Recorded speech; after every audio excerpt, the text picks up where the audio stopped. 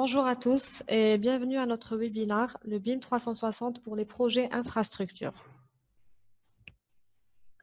Tout d'abord, je me présente. Je m'appelle Oudeni Nadjes. Je suis la chargée marketing d'Intelli Solutions. Avant de passer la parole, je tiens juste à vous informer que nous avons une petite icône tout en bas de votre plateforme où c'est mentionné Q&R, donc c'est questions-réponses. N'hésitez pas à noter toutes vos questions et les envoyer, comme ça on pourra répondre lors de la session. Donc, après, on a une session questions-réponses. Donc, envoyez toutes les questions afin que notre ingénieur puisse y répondre. Je passe la parole à M. Marawi Lamine.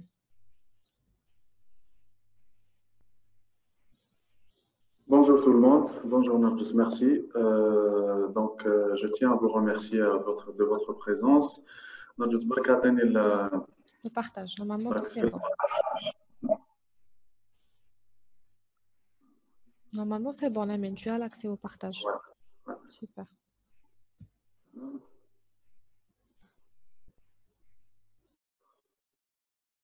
Donc voilà, je me présente, donc je suis M. Marawi Lamine, donc je suis manager chez Intelli Solutions et je participe au plan de développement de l'entreprise.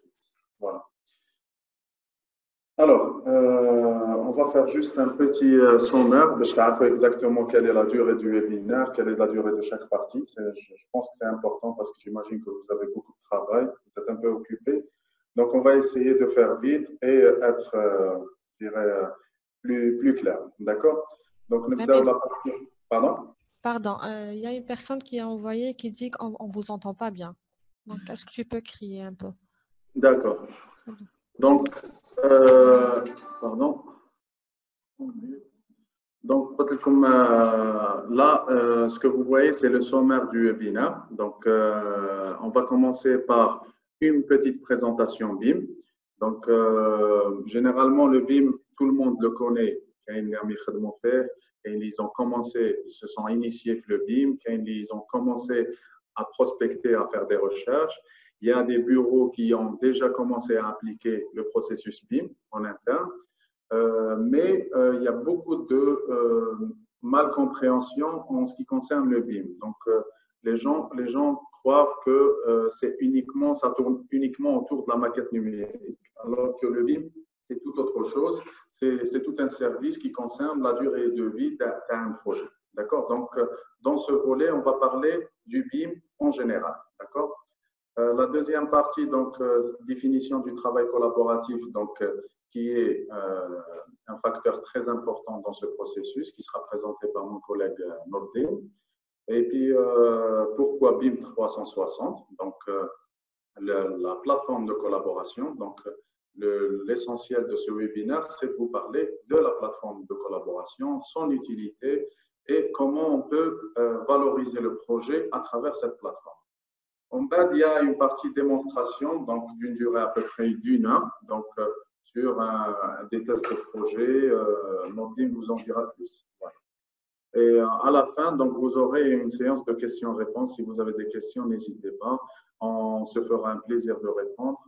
Et s'il y a beaucoup de questions, on va y répondre, c'est-à-dire en individuel, ou on va vous envoyer un mail. D'accord? Alors. Donc, la première partie, donc, on va parler des enjeux du domaine de la construction.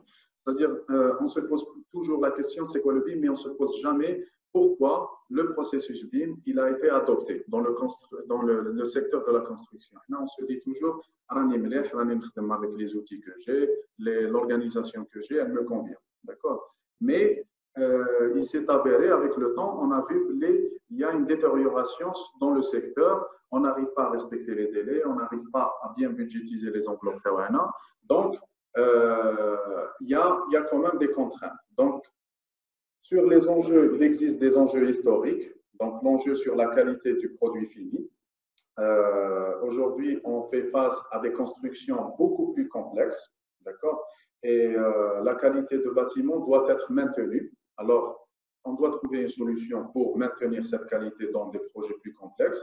Les enjeux sur les coûts. Donc, aujourd'hui, les coûts réels du projet peuvent représenter jusqu'à environ 40% du projet, d'accord, de l'enveloppe budgétaire. Et la maîtrise, le budget, elle est vraiment importante dans un projet. Et les délais, donc généralement, les délais qu'on fixe au début ne sont jamais respectés. On a environ 20% de délais supplémentaires sur le projet, si ce n'est pas plus. D'accord? Alors, la maîtrise des délais et les coûts, ils sont liés. Donc, ça, c'est des enjeux historiques. Aujourd'hui, on a de nouveaux enjeux, d'accord? Les nouveaux enjeux se portent sur l'enjeu du produit, sur les produits. Donc, on doit fournir des produits plus innovants, d'accord? On doit fournir des produits plus pratiques, d'accord? Et en général, on doit fournir un produit, je dirais, un bâtiment intelligent, d'accord? Pas uniquement un projet figé, ou un projet initial, mais un bâtiment intelligent sur lequel on peut travailler sur une longue durée. L'enjeu du service sur le service, aujourd'hui, les délais qu'on ne respecte pas et les coûts qu'on ne maîtrise pas, c'est à cause d'une mauvaise collaboration ou à cause des tâches. Excusez-moi. Voilà. Est-ce que vous voyez mon écran? Oui, la même. D'accord. Remets juste le mode présentateur. Voilà. Je suis en train de parler, j'ai perdu l'écran. Donc, on parlait des enjeux du service. Donc, aujourd'hui, il faut trouver des moyens de collaboration beaucoup plus performants pour essayer de respecter les délais et de donner un meilleur produit. Et les enjeux sur le process, tous les process qu'on doit adopter, ils sont bien expliqués, bien adoptés et bien fixés. D'accord? Sur des statistiques qu'on a menées et des données qu'on a récupérées, on voit le secteur de la construction qui fait partie des derniers de la liste. D'accord? Donc, pratiquement, il est avant-dernier avec 22% d'intégration du domaine digital. D'accord?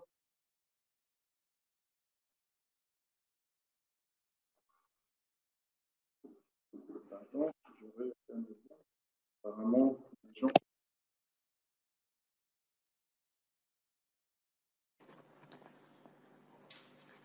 Alors, est-ce que vous pouvez juste me confirmer qu'il y a une bonne qualité de son?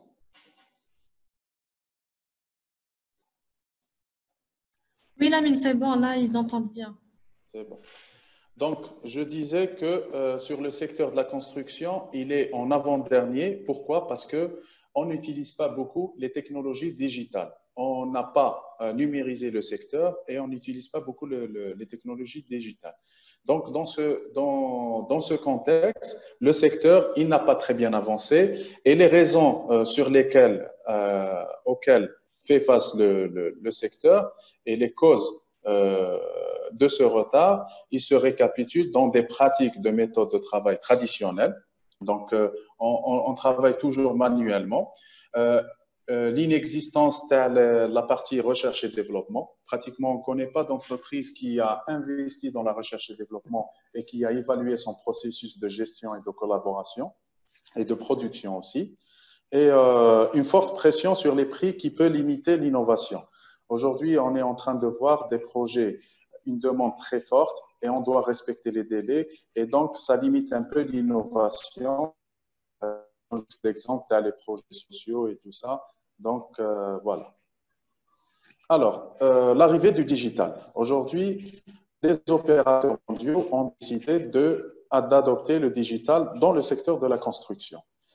Quand on dit adopter le digital, c'est pour améliorer le secteur et améliorer je dirais la créativité et la collaboration dans le même secteur. Donc, ça va générer une amélioration des conditions de travail, donc une meilleure condition de sécurité, réduction des risques et du nombre d'incidents, une réduction des coûts de construction et d'exploitation. Donc, meilleure maîtrise des délais de construction, une optimisation des consommations énergétiques, d'accord? Et une réduction de l'empreinte environnementale du bâtiment, donc une amélioration sur la performance énergétique. Donc, généralement, on n'accorde pas beaucoup d'importance, mais ce volet, il est important sur toute la durée de vie, le projet TAN. Alors, un meilleur pilotage des ouvrages. Donc, on anticipe les problèmes, on anticipe les actions à faire et ça nous permet d'aller plus vite et de bien organiser. Alors, sur le secteur de la construction, il existe plusieurs technologies. Donc, la réalité virtuelle, la réalité augmentée, le scan 3D pour faire des relevés, pour numériser tout son projet et faire un traitement, l'IoT, Big Data, drone et le BIM. Donc, aujourd'hui, on va nous focaliser sur le BIM, exactement. Alors, c'est quoi le BIM exactement? Qui m'appelle ton premier, généralement, tout le monde pense que le BIM est lié uniquement à la modélisation 3D, alors que c'est faux. Donc, le BIM, la modélisation 3D ou la maquette 3D, c'est une partie du BIM. D'accord?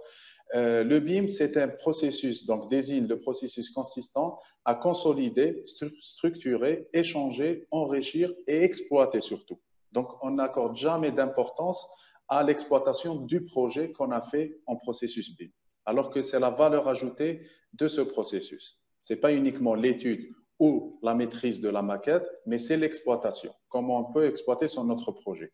Donc, une maquette numérique paramétrique, donc, elle se constitue d'une modélisation 3D, donc tout ce qui est logiciel 3D, tout ce qui est logiciel paramétrique, synthèse, révision et tout ça.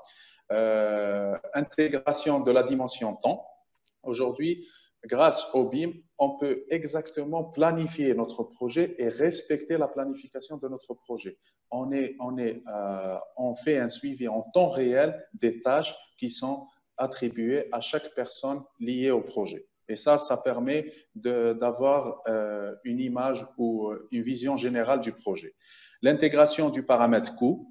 Généralement, on estime un projet, mais on ne respecte jamais l'enveloppe budgétaire de ce projet. Aujourd'hui, grâce au BIM et grâce à la maquette numérique, on peut modéliser le budget de l'enveloppe du projet.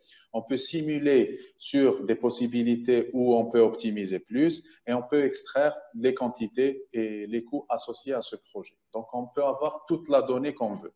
Voilà. La sixième dimension qui est l'énergétique, la phase énergétique, donc intégration des paramètres. Bon, là, il y a une petite erreur. Normalement, c'est les paramètres énergétiques du bâtiment. Donc, analyse de consommation énergétique et optimisation de la performance énergétique. La durée du projet dépend de l'entretien. Et la partie énergétique, elle est très importante dans l'entretien de l'ouvrage. La septième dimension, donc l'intégration des données de gestion d'actifs immobiliers. Quand on finit un projet, quand on travaille un projet, il y a la phase exploitation et la phase rénovation. Cette phase exploitation et rénovation, elle doit être liée à la première partie qui est la conception et la construction. Donc, quand on a toute la donnée, quand on maîtrise tout le projet, l'exploitation, la rénovation, la démolition, elle devient très, très pratique et c'est pour ça que la maquette numérique, elle est très, très importante. Voilà. Le deuxième facteur du BIM, c'est les méthodes de travail pour exploiter l'ouvrage numérique, donc de manière collaborative. La phase la plus importante, comme j'ai dit, c'est l'exploitation du projet. Quand on a une maquette numérique bien faite et bien alimentée, on peut extraire tout ce qu'on veut, on peut avoir la donnée où on veut et à quel moment on veut. Voilà. Et des règles de gestion des échanges des données. Plus on met en place un processus qui est bien organisé, plus les choses vont vite et le travail répétitif, il diminue. Voilà. Donc, comme j'ai dit, le BIM s'appuie sur trois facteurs. La maquette numérique, donc qui est constituée de modèles 3D avec les logiciels, qui concerne la partie ingénieur, architecte et tout ça. La partie méthode de travail, donc il faut une meilleure maîtrise pour exploiter cette maquette numérique et il faut des règles et des normes pour bien organiser son travail. Alors, la maquette numérique se compose, enfin le BIM sur la partie maquette numérique se compose en trois parties. Je pense que certains d'entre vous et beaucoup d'entre vous connaissent les niveaux du BIM. Donc, on a le niveau 0, c'est la méthode classique, donc c'est la 2D et les plans 2D. On a le niveau 1, c'est une maquette numérique isolée. D'accord? Donc, c'est une modélisation isolée, que l'on a sa partie, et il y a une synchronisation ou une superposition des plans pour faire notre synthèse. La partie BIM niveau 2, donc c'est la maquette numérique collaborative. Alors, la différence entre la partie niveau 1, le BIM niveau 1 et le BIM niveau 2, c'est notre sujet d'aujourd'hui. C'est la plateforme de collaboration qui nous aide à mettre en place le projet sur une seule plateforme et de le suivre à temps réel. Je laisserai après Nordine vous en dire plus. Et le BIM niveau 3, donc c'est une maquette numérique intégrée, c'est une maquette numérique connectée. Donc on parle d'un ensemble de maquettes, donc on a plusieurs maquettes, et comment les connecter, c'est à une échelle, je dirais, de ville ou ce qu'on appelle small city, avec le concept small city. Alors, ça, c'est les 3 niveaux BIM. On parle aussi du BIM en ce qui concerne les phases du projet. Le BIM concerne toute la chaîne métier de la construction. Effectivement, le BIM ne touche pas uniquement la partie études ou le bureau d'études. Au contraire, il touche l'étude, il touche les gestionnaires, les managers du projet, il touche les constructeurs, il touche les exploitants.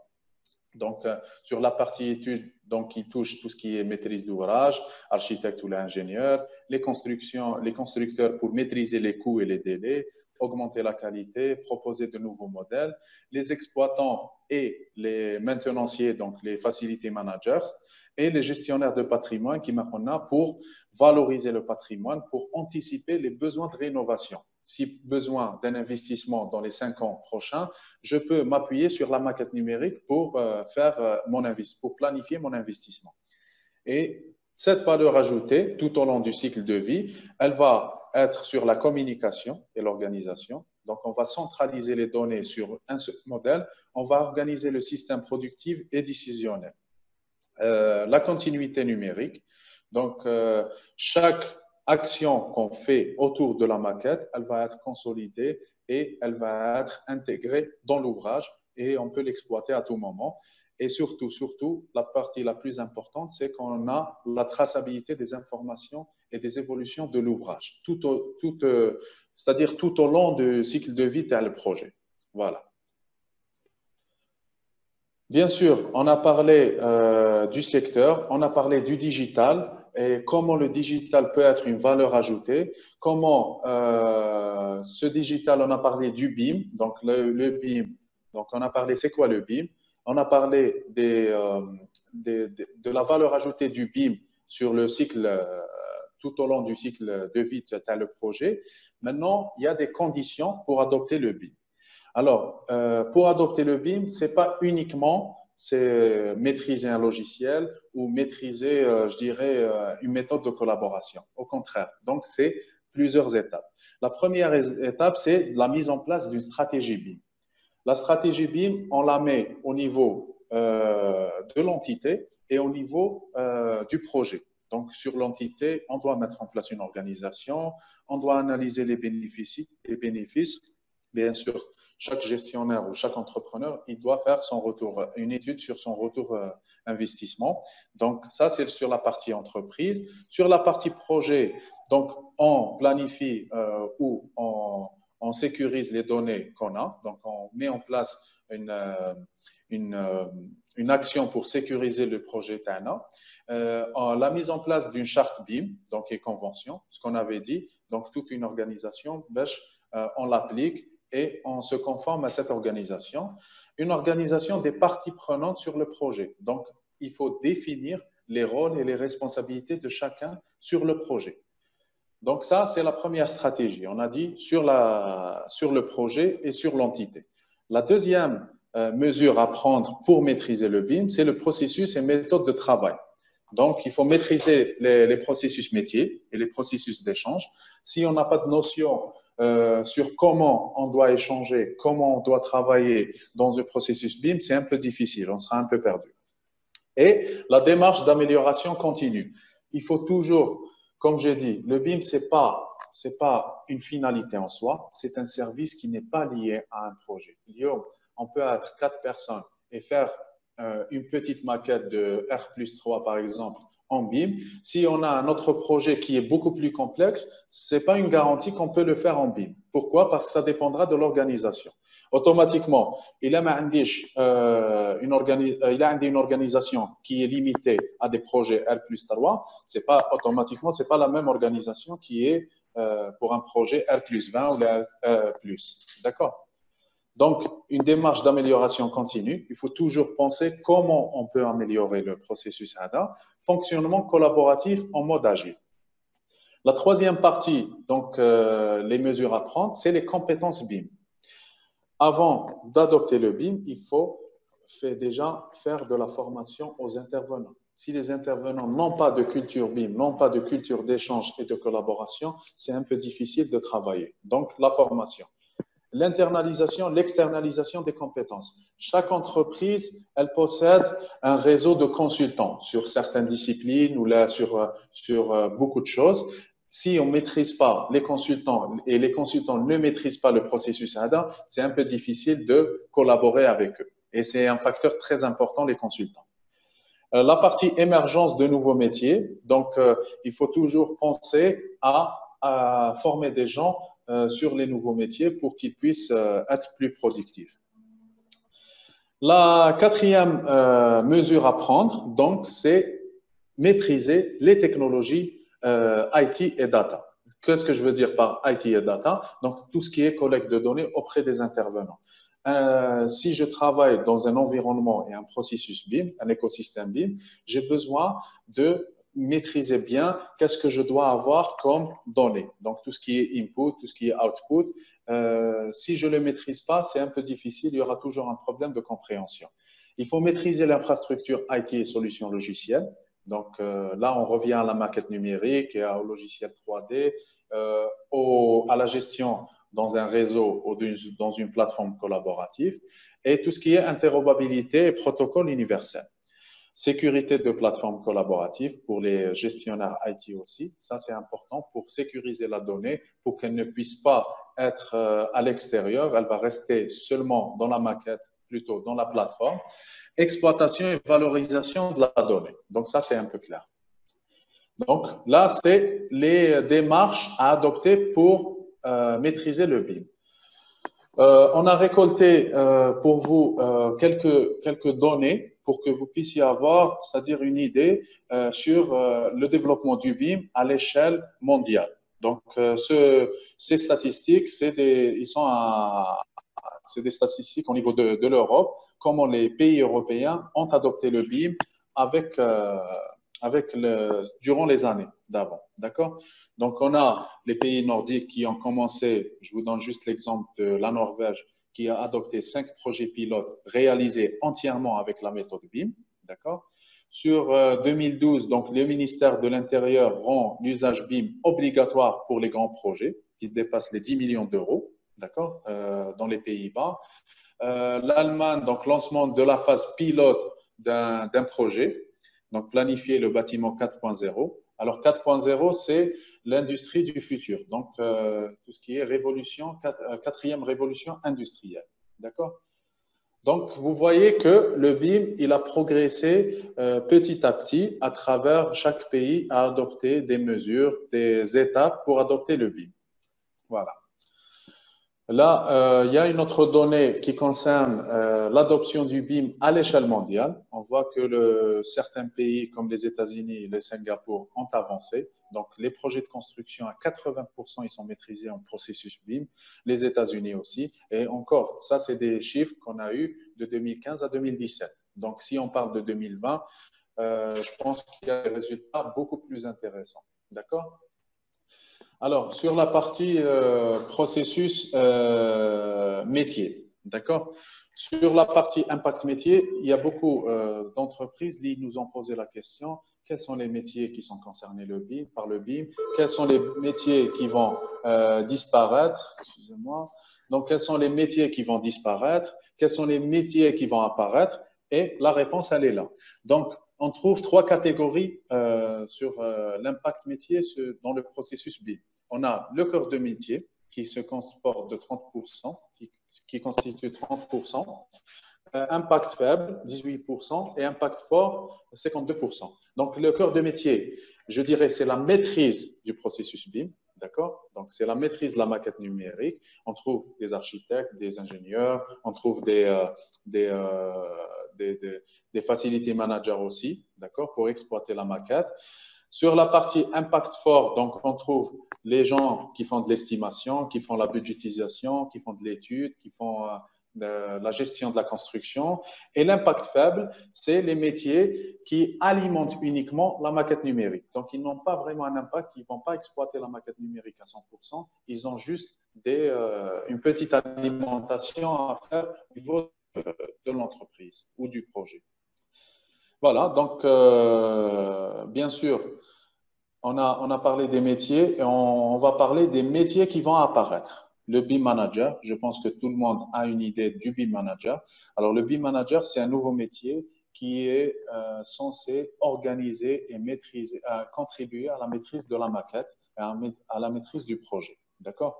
Donc, son rôle, il est très simple. C'est la définition des stratégies BIM de l'entreprise. Donc, c'est lui qui est tenu de mettre en place le protocole, la charte et veiller au suivi de ces mesures. Le déploiement de cette stratégie, donc tout ce qui est suivi des ressources et moyens, équipements logiciels et tout ça.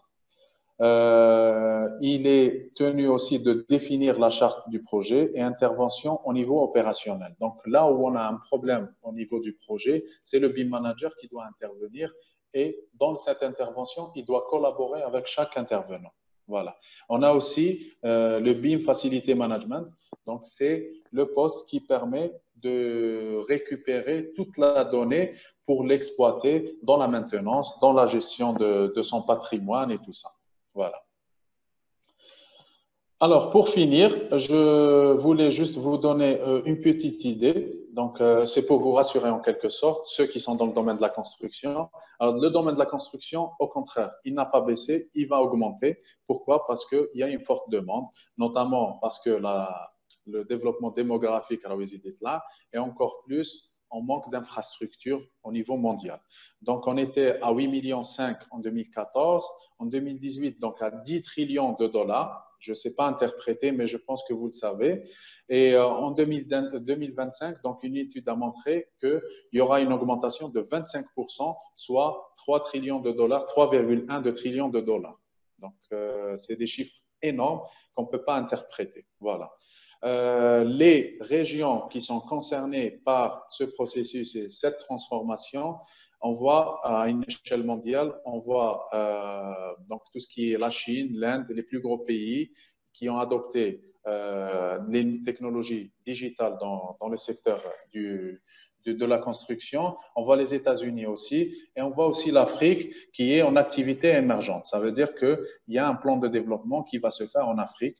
Et là, on voit sur l'Algérie, sur la partie sud. Voilà. Alors, je vous remercie. Attends, on est 20 minutes malheureusement. Je pense que je les ai dépassées. Je n'ai pas vérifié. Donc, je vous remercie et n'hésitez pas à poser vos questions et à revenir en interne. Il n'y a pas de souci. Merci.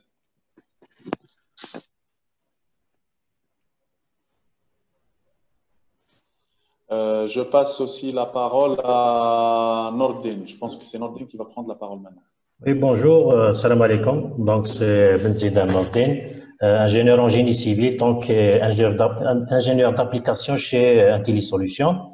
Donc, aujourd'hui, on va présenter donc des plateformes de collaboration.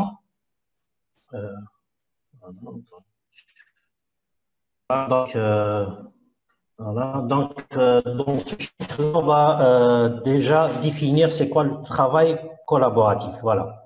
Donc, le travail collaboratif, donc généralement, il s'appuie sur l'intelligence collective, la mutualisation des compétences et connaissances, la documentation, la communication et ce qu'on appelle les outils informatiques. Voilà. Bon, avec des prérequis comme la communication régulière, suivi et visibilité de la progression, le champ d'intervention, donc si on veut un champ d'intervention étendu, modification des barrières hiérarchiques, donc ce qui incite en quelque sorte la création d'un BIM manager. Donc, il va en quelque sorte réorganiser un petit peu le mode de fonctionnement. Bon, avec un objectif, l'émergence des idées, implication et responsabilisation de chacun, et émulation et création, émulation créative et innovation. Voilà. Donc, les avantages, donc c'est une production plus qualitative. Donc, ce que dit en quelque sorte le proverbe africain, seul on va plus vite, ensemble on va plus loin. Voilà. On a un gain de temps, bien-être au travail, donc la réactivité et résolution des problèmes. Donc, on se sent plus davantage investi et responsabilisé. Donc, il encourage la flexibilité, l'agilité et la mutation des savoirs, si on veut. Voilà. Donc, les solutions collaboratives, donc généralement, c'est un espace virtuel, cloud, donc qui centralise en quelque sorte toutes les données nécessaires pour la gestion d'un projet. Donc, parmi les spécificités des plateformes, ils centralisent en quelque sorte toutes les informations dans un même espace virtuel. L'accès aux informations est instantané et simultané. La sécurité est garantie à tous les niveaux. La solution collaborative permet un suivi des projets en temps réel. Donc, on a le gain de temps, le gain financier, le gain en mobilité. Donc, et la solution collaborative contribue à développer la dimension sociale du travail en coopération. Voilà. Voilà. Maintenant, on va présenter en quelque sorte bon, il existe plusieurs en quelque sorte plateformes de collaboration. Parmi les plateformes de collaboration, on va présenter celle-là, donc c'est BIM 360. Bon, BIM 360, il a en quelque sorte si on veut, trois modules. Donc, BIM 360 Doc, Design, Build, Coordinate, voilà. Bon, le cœur en quelque sorte du BIM 360, c'est Doc. Donc, si on utilise Design ou Build ou Coordinate, on a toujours Doc qui est là, voilà. Donc, BIM 360, donc c'est une application cloud de gestion de documents. Elle a l'avantage d'être utilisée n'importe où, voilà, et avec n'importe quel appareil. Donc, ça peut être une tablette, ça peut être un smartphone et tout. Donc, on peut en quelque sorte passer sur le BIM n'importe où, voilà. Bon, donc on va présenter maintenant BIM 360 Doc. Donc, déjà, la première des choses, c'est un espace de stockage illimité. Voilà. Dans cet espace-là, on peut publier, on a la notion de visa, on peut réviser nos plans et on peut gérer. Donc, dans cette gestion, on peut comparer, bien sûr, les versions. Voilà, donc on intègre en quelque sorte la notion de… On intègre en quelque sorte la notion de version. On peut gérer les droits. On peut notamment créer des annotations et des problèmes et on peut les envoyer aux personnes, si on veut, pour résoudre ces problèmes-là. Voilà. Donc, le deuxième module, c'est BIM 360 Design. Donc, on peut faire avec, donc, collaborer au sein d'une équipe de conception multidisciplinaire. On peut contrôler et partager le travail via les autorisations, suivre et coordonner l'échange de paquets livrables, visualiser les changements entre les livrables. Bon, donc il peut intégrer donc l'échange de livrables, travail d'équipe, suivi du travail, partage de projets contrôlés, changer les visualisations et collaborer avec Revit. Donc, dans ce concept-là, donc, les deux produits qu'on peut généralement utiliser, c'est Revit et Civil 3D. Bon, récemment, Civil 3D, voilà. Donc, généralement, c'était Revit. Depuis donc, la version 2020, on peut collaborer avec Civil 3D, voilà. Bon. Donc, on passe à un autre produit. Donc, c'est Coordinate. BIM 360 Coordinate. Donc il appelle, en quelque sorte, il améliore le travail de synthèse. Voilà.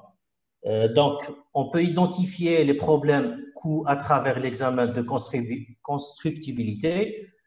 Donc, il améliore la coordination. Il détecte automatiquement les clashs, ce qui est très important. Excuse-moi, j'aimerais juste intervenir sur ce point. Donc, dans les produits, dans la gamme Autodesk, ceux qui utilisent donc les produits Autodesk, on a deux produits qui font de la synthèse. Donc, on a un produit qui s'appelle Navisworks. Donc, Navisworks permet de faire la synthèse, il permet de faire tout ce qui est détection de clash, et on peut quand même la faire sur la plateforme BIM 360. Voilà. Donc, on peut intégrer aussi l'examen de constructibilité, coordination commerciale et agrégation de modèles. Donc, on peut décortiquer nos modèles. Voilà. Donc, sur Build, généralement là, on l'utilise généralement pour les chantiers, donc pour le suivi des chantiers.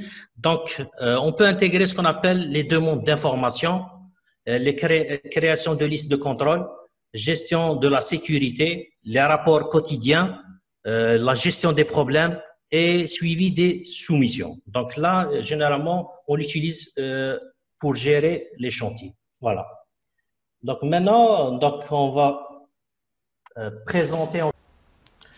Là, donc, on va présenter BIM 360. Donc, on va se connecter sur la plateforme avec mon adresse email. Donc, suivant. Voilà, se connecter. Pour la première des choses, c'est de créer un projet. Voilà. Donc là, on est sur Account Admin. Voilà. Ajouter. On va appeler ça, par exemple, base de vie. Alors, on va appeler ça base de vie. Type de projet, bon, ça peut être, par exemple, hôtel, bureau. Donc, ça peut, bon, on va dire que c'est un projet de démonstration. On peut renseigner plusieurs informations. La date début du projet, la date de la fin du projet, l'identifiant du projet, l'adresse. On peut ajouter même une image du projet. Voilà. Voilà. Donc le pays en quelque sorte du projet. Voilà, on va dire que c'est Algérie. On va Alger. Voilà. La division. Donc bon, pour l'instant, les deux choses les plus importantes, c'est le nom du projet et le type du projet. Donc, enregistrer, voilà. Voilà, le projet, il est enregistré. Donc, automatiquement, il va basculer sur cette vue-là. Et là, on va activer les services. Voilà. C'est suivant la licence que vous avez. Il y en a plusieurs. Donc, document management, project management, field management, donc coordination, collaboration. Pour l'instant, on va se fixer sur document management. On va l'activer. Voilà. On peut utiliser un gabarit existant, des fichiers, des anciens fichiers. Sinon, on peut ne pas sélectionner de gabarit. Voilà. Voilà. Donc, et l'administrateur du projet, c'est celui qui a créé automatiquement le projet. On va activer ça. Voilà. Si on veut, sans gabarit. Voilà. On va attendre qu'il active le projet. Voilà. Maintenant, le projet, il est actif. On peut partir sur... Voilà. On va attendre qu'il active ça. Automatiquement, on reçoit un email. Voilà, bienvenue dans base de vie. Donc, c'est le projet. Voilà. Donc, on revient sur ça. Voilà, c'est le message base de vie. Donc, automatiquement, on va juste actualiser.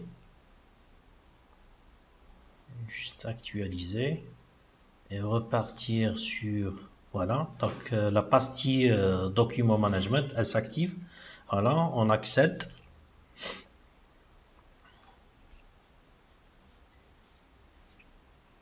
Voilà. Donc, on est sur Document Management. Et là, on peut créer ce qu'on appelle des dossiers. Voilà. On va créer des dossiers. Je clique deux boutons droit. Donc, ajouter des dossiers. On va appeler ça, par exemple, plan PDF. Voilà. C'est des dossiers PDF. Je peux ajouter des plans DWG. Voilà. Et je peux ajouter des fichiers de projet. Donc, ça peut être des modélisations 3D. Donc, je vais appeler ça modélisation 3D. Ça peut être des fichiers Revit et tout. Voilà. Bon. Là, je reviens juste sur Account Admin et je vais ajouter des membres à ce projet-là. Voilà. Donc, le projet, c'était une base de vie. Je vais chercher juste base de vie. Voilà. Voilà. Donc, je vais ajouter des membres à ce projet-là. Par exemple, BET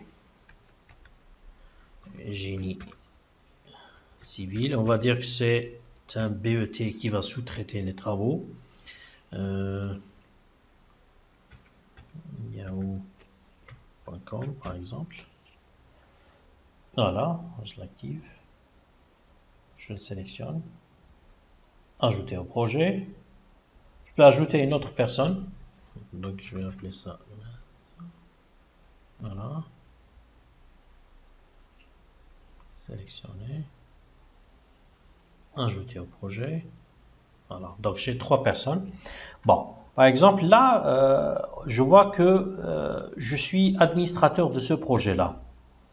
BET Génie Civil, par exemple, je ne veux pas qu'il accède à tous les dossiers, donc ou qu'il soit en quelque sorte administrateur sur tous les dossiers. Donc là, je vais l'inviter comme membre. D'accord. Je peux l'inviter comme membre. Je peux le supprimer, voilà, comme ça. Le rendre comme administrateur. Bon, là, pour la sécurité de nos dossiers, je vais le mettre comme membre. Et là, par exemple, là, c'est un collègue. Je vais le rendre comme administrateur de projet. Voilà. Donc, on a un jeu d'autorisation. Voilà. Je reviens sur Document Management. Voilà. Document Management. Voilà. Je vais accéder, par exemple, au dossier plan PDF. Je vais charger, par exemple, des fichiers maintenant. Donc, par exemple, c'est croquis de pièces. Ouvrir. OK. Voilà. Donc, là, donc c'est le dossier, format PDF, gabarit. J'ai pas de gabarit, d'ancien gabarit, donc c'est aucun gabarit. Je vais continuer. Donc, il va charger les fichiers. Il a chargé les fichiers, donc, et je peux maintenant définir un nouveau gabarit. Donc, définir un nouveau gabarit. Voilà. Donc, je viens ici. Voilà. Bon, mon gabarit, c'est celui-là. Voilà. Donc, il va récolter en quelque sorte des informations sur ce cartouche-là. Voilà. Donc, le cartouche, on va l'appeler cartouche croquis, par exemple, 2 pièces, CP. Voilà. Le numéro, donc il va accéder à l'information, donc ce sera ça. Et le titre de cette planche, par exemple, on va dire que c'est débit. Voilà. On va l'enregistrer. Voilà. Voilà. Donc, il va commencer à extraire les plans. Voilà. Donc, je vais voir qu'est-ce qu'il a extrait comme plan. Voilà. Donc, je vais les publier. Donc, je peux sélectionner quelques planches, mais pour l'instant, je vais tout publier. Voilà. Voilà. Aller au dossier correspondant. Donc, je vais voir mes planches. Voilà. Je peux accéder, par exemple, aux planches F1. Voilà. Donc, c'est la planche F1. Voilà. Bon. Par exemple, planche P1. Voilà. Donc, je peux. Et maintenant, je vais charger un fichier DWG. Donc, je vais cliquer ici et charger des fichiers. Par exemple, la minaret. Oui. Donc, à chaque fois qu'il va traiter quelque chose, donc je reçois en quelque sorte des emails. Voilà. Suivant. Bon, là, il va pas me demander en quelque sorte le gabarit parce que c'est un fichier DWG. Voilà, je vais dire continuer. Il va commencer à traiter ce fichier-là. Voilà, donc il est en train de charger le fichier. Voilà, donc maintenant, on va voir qu'il a chargé des fichiers DWG et des fichiers PDF. On peut consulter par exemple un fichier, par exemple minaret. Voilà, donc c'est un plan, voilà, DWG. Voilà, par exemple ici, la même chose. Voilà, voilà. Voilà, donc présentation. Voilà, donc c'est un fichier, donc c'est une planche de présentation. Voilà. Voilà, bon, je vais fermer ça. Je vais revenir sur plan PDF. Voilà. Par exemple, sur le plan F1, je vais le charger. Voilà. Bon, là, on peut, par exemple, mesurer. Voilà. Avant de mesurer, il faudra calibrer. Voilà. Donc, je peux venir ici. Donc, je vais donner, par exemple, la cotation de là jusque là. Je vais dire que c'est à valeur 150 en millimètres. Donc, voilà. Donc, à chaque fois que je fais une cotation, je vais voir. Bon, pardon. Voilà, je refais. Voilà, c'est juste pour. Pardon. Voilà, il faudra. Voilà, donc les valeurs. Donc, je peux complémenter en quelque sorte des cotations qui manquent. Voilà. Donc, je peux par exemple avoir des cotations. Voilà. Je vais mesurer par exemple, au lieu de faire un calcul, donc je peux mesurer mes cotations. Voilà. Bon, là, et je peux ajouter ce qu'on appelle des annotations. Donc, je peux venir ici. Voilà, je peux ajouter une annotation comme ça. Voilà. Je vais dire, par exemple, modifier le type de cotation. Voilà. Modifier le type de cotation. Voilà. Je peux, par exemple, la publier. Voilà. Voilà. Je peux revenir, par exemple, et je peux créer ce qu'on appelle un problème. Créer un problème. Bon, je vais désigner ici. Donc, je clique ici. Par exemple, modifier le diamètre des, par exemple, boulons. Voilà, des boulons. Voilà. Affecté à, par exemple, au BET, voilà, pour qu'il refasse en quelque sorte les calculs. Là, je vais donner une date d'échéance, voilà. Je peux donner localisation, précision de la localisation, d'accord. Donc, je peux donner la description, voilà. Donc, créer. Automatiquement, il va l'attribuer à ce BET là, voilà.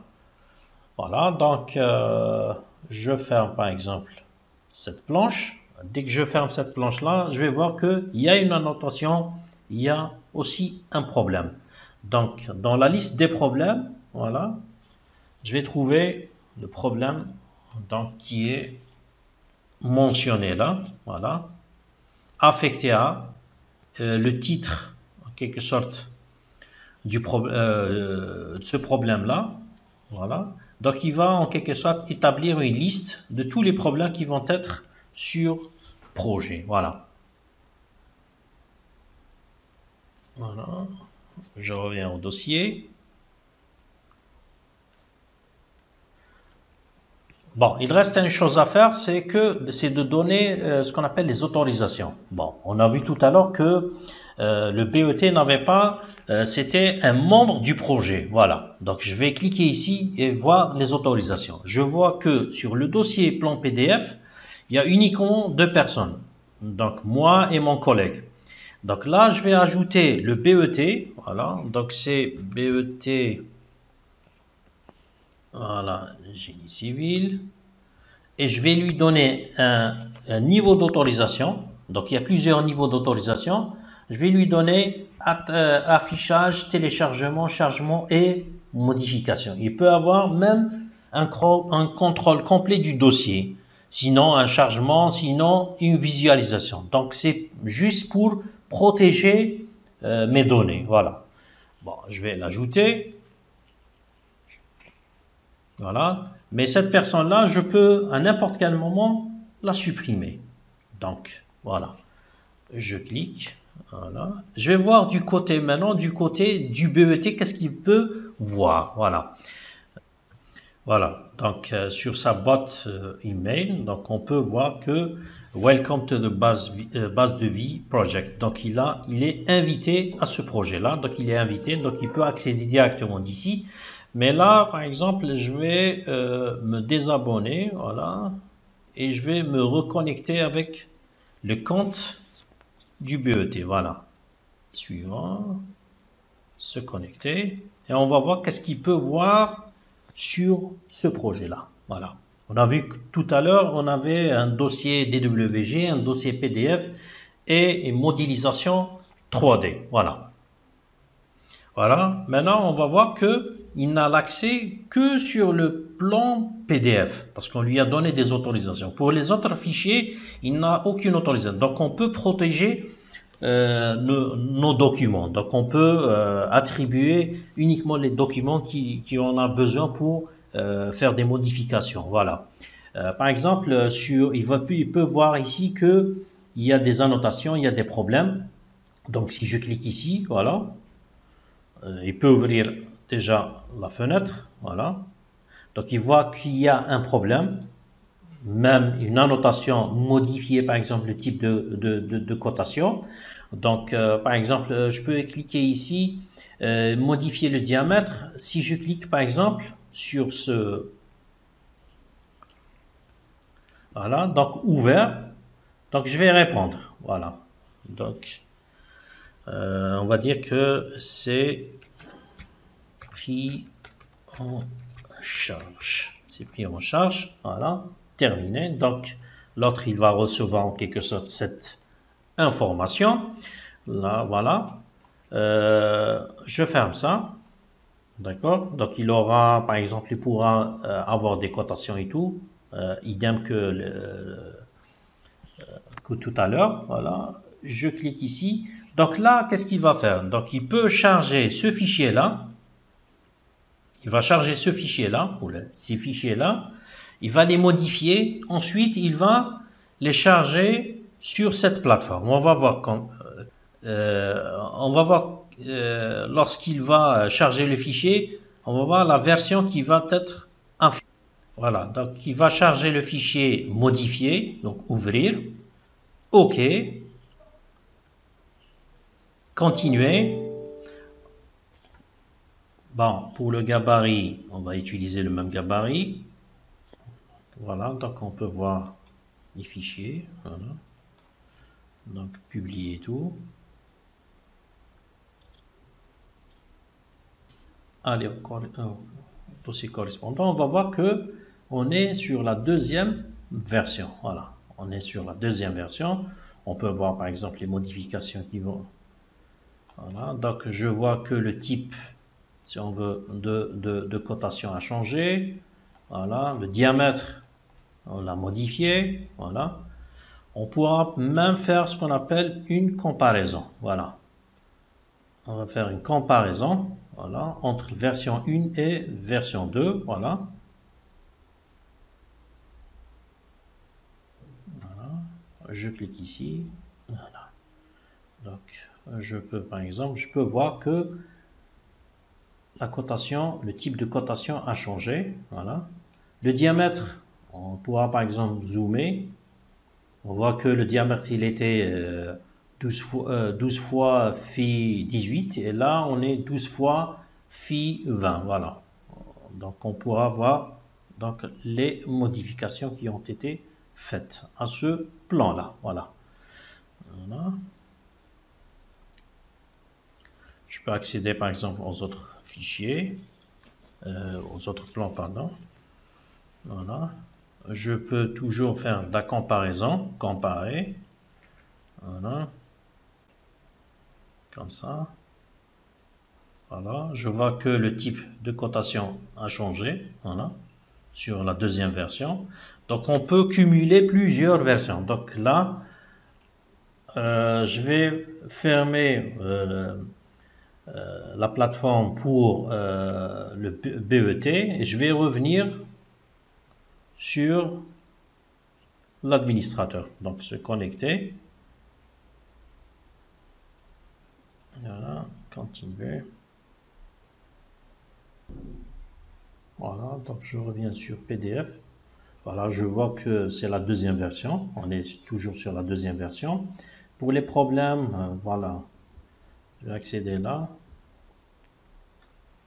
Voilà. Si je clique, donc il a, en quelque sorte, le BET a répondu. Voilà.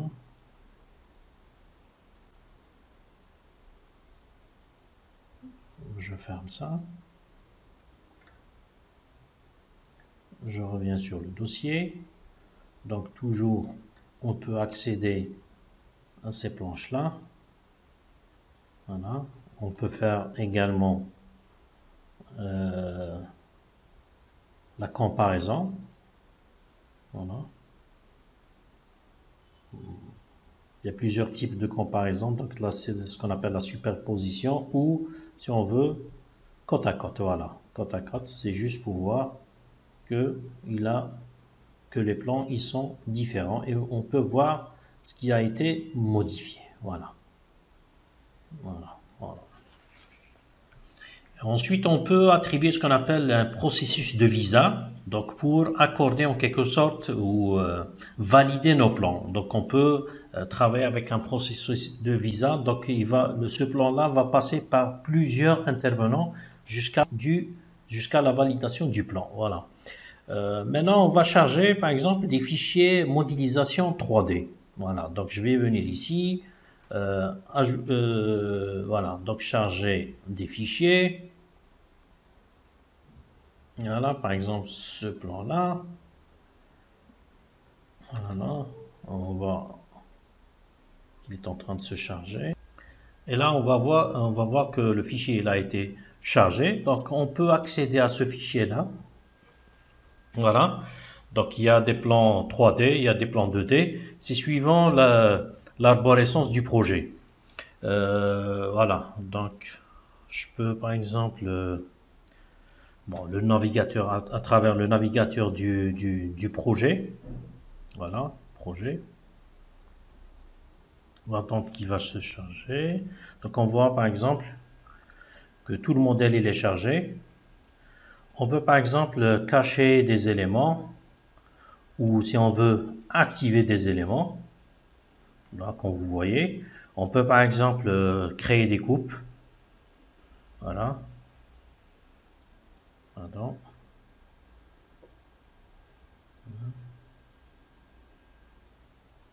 Bon, je vais annuler ça et je vais refaire. Voilà. Hop. Voilà. On peut couper les éléments. Voilà.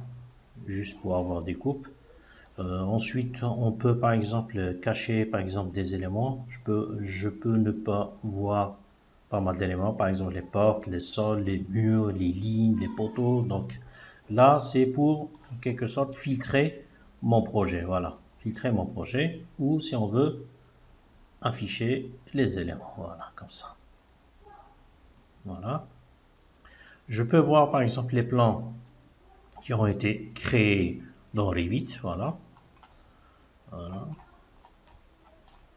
C'est des plans HVAC, voilà. Je peux les visualiser, voilà. Je peux toujours avoir ce qu'on appelle des mesures. je peux créer en quelque sorte des annotations, je peux créer des problèmes et les assigner. Donc là, je peux à chaque fois communiquer en quelque sorte avec le membre d'équipe sur les problèmes du projet ou la mise en page de mes plans. Voilà. Voilà, comme vous voyez. Bon, je vais revenir sur le projet 3D. Bon, actuellement, on est sur un navigateur. Voilà. Et vous voyez que c'est très fluide. Voilà. Voilà, c'est très fluide. Donc là, je ne suis pas en train d'utiliser en quelque sorte Revit. Voilà, et vous voyez que sur le navigateur, je peux faire tout ce que je pouvais faire sur Revit. Donc, je peux accéder par exemple là, voilà, sur mon plan. Hop. Voilà, donc je vais activer. Voilà, par exemple, comme ça, je clique. Voilà, voilà, donc là, je suis dans le projet. En dedans, voilà. Voilà. Donc, je peux par exemple accéder aux pièces et visualiser. Donc, je peux à n'importe quel moment créer par exemple des problèmes. Là où je peux remarquer un problème, je peux l'assigner. Donc, créer un problème, par exemple, voilà. Voilà. Par exemple, le titre, ce sera vérifier, par exemple, la hauteur, voilà, vérifier la hauteur, par exemple, et je peux l'assigner, par exemple, l'assigner à un de mes collègues ou à un sous-traitant, d'accord? Donc, je peux assigner ce problème-là, voilà. Je peux, par exemple, voir les niveaux, voilà, je peux cliquer, par exemple, ici, je vais sortir de ce mode visite, voilà. Par exemple, activer le troisième étage, deuxième étage, premier étage, ouf, d'accord. Voilà. Voilà, donc comme vous voyez, voilà. Donc c'est un mode de visualisation et de communication avec les autres. Voilà.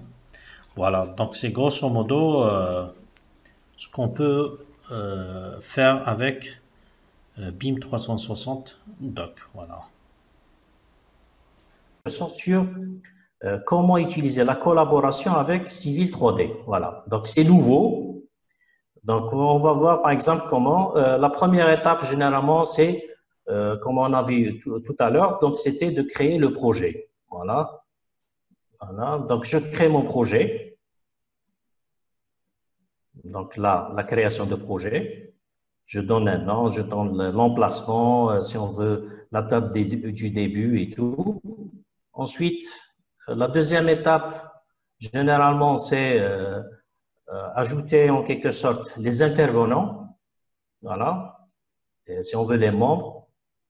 Donc, ça peut être des membres des compagnies, des rôles. Donc, si on lui donne le rôle, automatiquement, il a en quelque sorte, est-ce qu'il est administrateur, est-ce qu'il est admis dans ce module-là? Là, je vois que tous les modules qui sont activés, voilà, design, gestion, coordinate et tout, voilà. Tout à l'heure, c'était un seul module qui était activé, voilà. Voilà, donc je peux ajouter des membres. Donc là, je reviens sur le projet. Voilà. Donc là, par exemple, sur la structure du projet là, je peux ajouter des sous-dossiers. Voilà. Je prépare en quelque sorte l'organisation de mon projet. Voilà. Et je donne en quelque sorte les permissions. C'est très important. Donc, ça sera les permissions suivant les sous-dossiers. Voilà. Donc, j'ajoute des membres à ce dossier-là. Donc, ça peut être des membres directement. Sinon, par exemple, ça peut être l'architecte, l'ingénieur, avec leur désignation. Voilà. Voilà. Par exemple, là, j'ai ajouté en quelque sorte un projet. Voilà, en DWG. Donc, c'est un fichier Civil 3D. Voilà. Je peux ajouter plusieurs plans. Donc, il est en train de les charger. Voilà. Donc, je reviens en quelque sorte sur...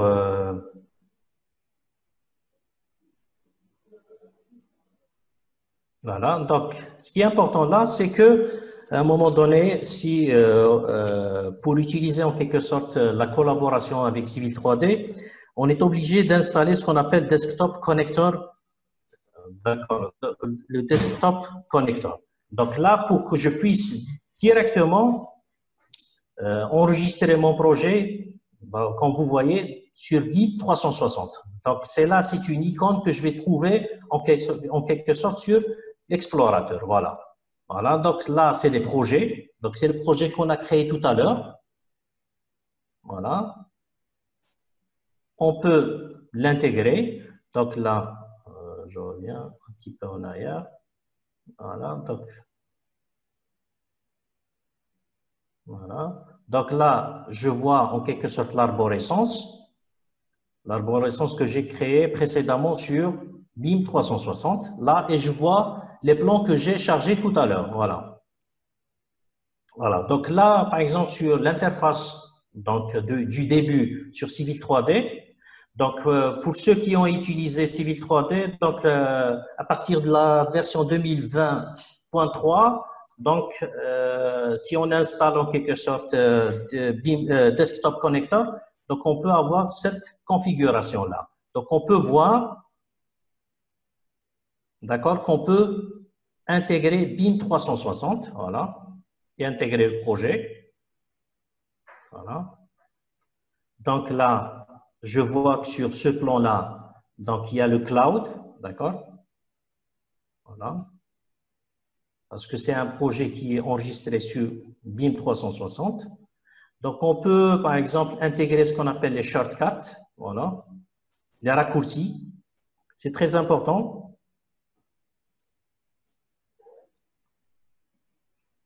Voilà. Donc, on peut automatiquement les enregistrer sur cloud. Donc, sur BIM, donc sur Desktop Connector, on peut voir l'échange qui est en train de se faire. Donc, par exemple, ici, il y a le fichier qu'on a utilisé, il est en train de le synchroniser avec BIM 360. Donc, automatiquement, le message, il est parti. Donc, si, par exemple, ce fichier-là, je l'ai ouvert avec Civil 3D, donc automatiquement, je vois qu'il y a un cadenas. Donc là, personne ne peut l'ouvrir parce que il y a une personne qui l'a déjà ouvert. Donc, dès qu'il se déconnecte, le cadenas va s'ouvrir et il va en quelque sorte donner l'accès aux autres. Voilà. Donc, ce ne sera pas une, si on veut,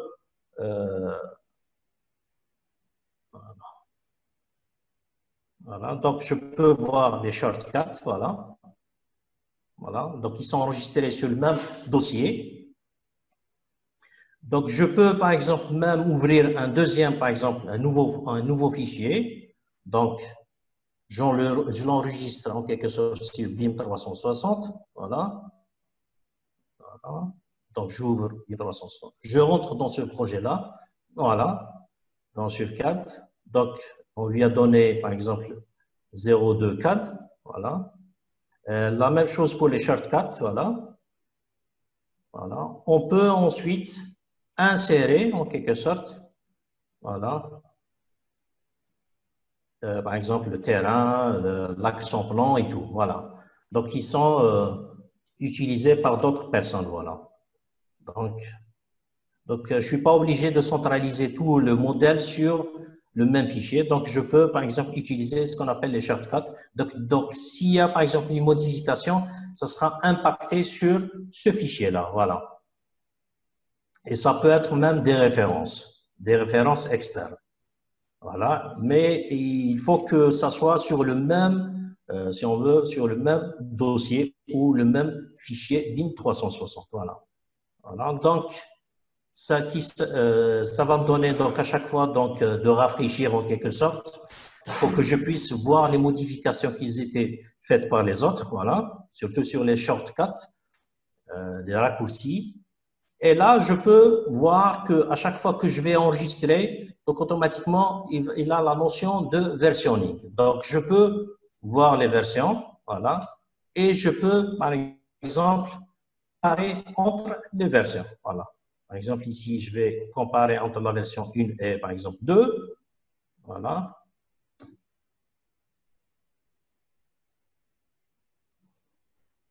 Voilà, je compare entre les deux versions pour voir ce qui a été modifié ou ajouté si on veut. Voilà. Et je peux voir par exemple là je suis en train de défiler en quelque sorte les planches que j'ai sur Civil 3D. Voilà. Bon, ce qui est important ici, c'est que à un moment donné, sur n'importe quel fichier, même si on est sur BIM 360 Doc, donc on peut avoir ce qu'on appelle la notion de visa. Donc, pour approuver un plan, on peut créer ce qu'on appelle un processus de visa. Donc, les gens, par exemple, pour valider un projet ou, par exemple, un plan, on peut créer ce qu'on appelle un processus de visa qui va passer par plusieurs intervenants pour qu'on puisse valider ce projet-là. Voilà. Donc, on peut le créer et l'enregistrer en quelque sorte. À chaque fois que je veux, par exemple, valider un plan, je peux utiliser cette notion de visa. Donc, chaque personne, en quelque sorte, il va valider le projet. Et là, donc, le processus, il va être automatique. Voilà. Voilà. Voilà. Donc, à chaque fois, une personne va, en quelque sorte, valider jusqu'à la validation finale du projet. S'il y a un rejet, automatiquement, on va refaire en quelque sorte les réserves. Et là, on refait le processus de visa. Voilà. Voilà. Bon, ça, c'est les sorties. On peut les voir sur Excel. Donc, on peut intégrer en quelque sorte même les fichiers Excel. Voilà. Bon, ça, c'est grosso modo la collaboration avec, si on veut, Civil 3D avec BIM 360. Bon, je vous remercie. Donc, s'il y a des questions, donc n'hésitez pas. Oui, Nordine, il y a des questions. Oui. Donc, la première question, c'est est-ce qu'on peut inviter une personne qui n'a pas de compte BIM 360? Oui, on peut le faire. On peut le faire. Donc, il n'y a pas de problème. Donc, si on lui envoie une invitation, voilà. Donc, il va recevoir l'invitation sur son email et en quelque sorte, il suit le cheminement et il intègre le projet. Voilà. Ok. La deuxième question, c'est est-ce qu'on peut faire la collaboration avec n'importe quel logiciel? Non, pour la collaboration, donc on est obligé d'utiliser soit Revit, soit Civil 3D. Récemment, Civil 3D. Ok. Une autre question. À partir de quelle version Civil 3D peut-on faire la collaboration? La version 2020.3, voilà. D'accord. Donc, la version la plus récente. Voilà, la plus récente. Donc, on est sur la 2021, donc c'est automatique, voilà. Ok. Une dernière question. Comment protéger les données du projet? Donc, généralement, on a ce qu'on appelle à chaque fois, par exemple, qu'on ouvre un dossier, donc on donne en quelque sorte les permissions. Donc là, on donne la permission à ces personnes-là. Donc, on peut lui donner la permission de voir le fichier. Donc, il ne pourra jamais le télécharger. Donc, on donne en quelque sorte les permissions-là suivant l'intervention de ces éléments-là. Voilà. Ok, je pense qu'il n'y a plus de questions. Et il y a une autre question, Narges. D'accord.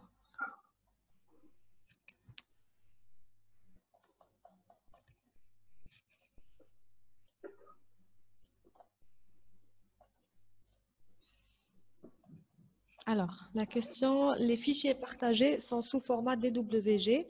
Est-ce qu'on ne peut pas travailler avec les résultats issus d'autres logiciels comme Monsura? Bon, là, je pourrais pas répondre. Je ne sais pas ce qu'il accepte l'extension de mensuel, donc c'est MSA. Je vais consulter et voir. Donc, je vais vous répondre incessamment. Bon, il y a aussi autre chose, c'est que je ne sais pas est-ce que Nordine l'a cité ou je l'ai raté, c'est que là, on est en train de parler sur la partie BIM 360 design, donc Design, voilà. la collaboration en temps réel. Mais sur la partie Docs, il supporte tous les formats. Je pense qu'il y a 65 formats, je pense. À peu près 40 formats. À peu près 40 formats. 40 À peu formats. près. Je ne sais pas, est-ce qu'il accepte le format de mensurat qui est MSA? Je ne sais pas, donc je vais vérifier, ensuite répondre. Voilà. Quels sont les grands formats, enfin, les formats les plus connus que supporte Bon, Docs? c'est les formats. Bon, on peut avoir Word, PDF, DWG, DXF, ça peut être les fichiers Revit, voilà. Donc, grosso modo, voilà. IFC, donc on peut avoir des fichiers IFC, voilà. Excel, voilà. Très bien. Donc, Yassine Benouna, on reviendra vers toi avec la réponse par mail.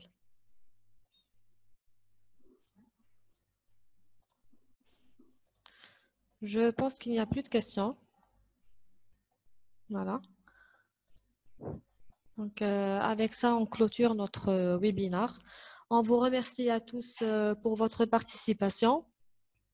N'hésitez pas à nous contacter pour tout complément d'information et à nous suivre aussi sur les réseaux sociaux. Donc, comme ça, vous aurez les dates de nos prochains webinaires. Merci à tous et bonne journée. Merci. Au revoir.